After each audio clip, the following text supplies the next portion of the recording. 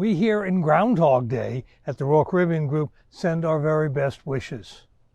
For over a year, I've been making general and circumspect comments about the situation we face.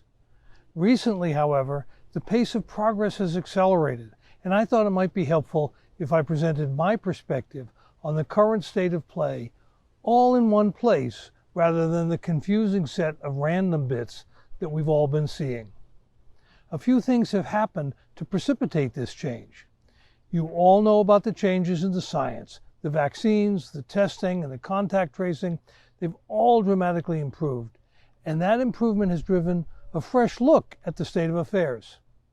Add in the arrangements we're making with the local communities to deal with an incident if it occurs, and you have a dramatically improved situation. We are also seeing a change in the mood in the country. While cases are seeing an uptick recently, the longer-term trend has been very encouraging, and that has driven a mood to gradually open up our society. The other important change is that we now have data from operations around the world. Over 400,000 people have taken cruises.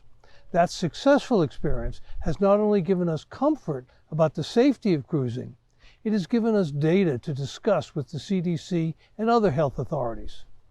Based on that data, over 30 countries have already granted permission for cruising, and we're optimistic that the CDC will too. You have also helped.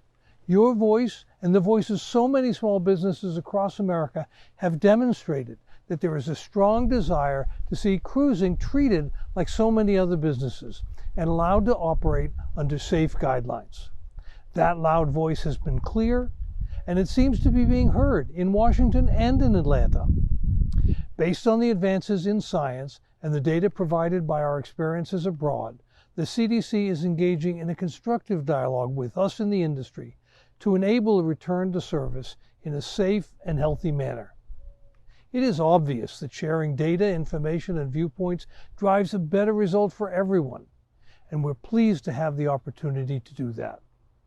We're also pleased that the science and the data have advanced so far in just a few months.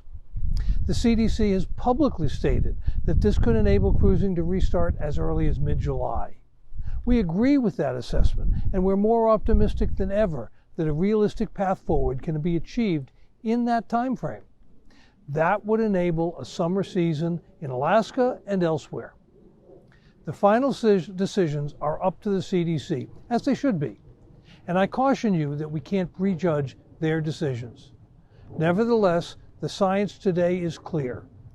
Our willingness to do what it takes to protect our guests, our crew, and the community we serve is strong. And the new leadership seems ready to have the kind of dialogue that could lead to a constructive outcome. So what can you as travel advisors do? It turns out there's a lot you can do. Getting the word out is important. Letting your clients know that cruising is restarting. Already outside the U.S. and hopefully soon here as well. Letting Washington know that you care is important too. We need them to know that this matters. We need them to know that small businesses across the country are hurting and that they need the economic driver that cruising represents. We need them to know that millions of Americans are desperate to get out of their isolation and back to safe and healthy cruising. You can also get the word out to act responsibly. The pandemic is not over.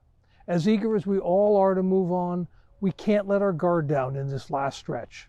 The consequences of the disease are getting better, but that improvement has slowed and is in danger of getting worse if we get complacent. The variants are a real threat. We can overcome that threat, but each of us needs to be part of the solution, getting vaccinated, wearing our masks, etc. In sum, things are decidedly looking up. Our dialogue with the CDC has improved significantly, and the data we have obtained from sailings abroad is driving increased confidence. As the old adage says, there's many a slip twixt cup and lip, but we're getting closer every day. And don't forget to wear your mask and to wash your hands.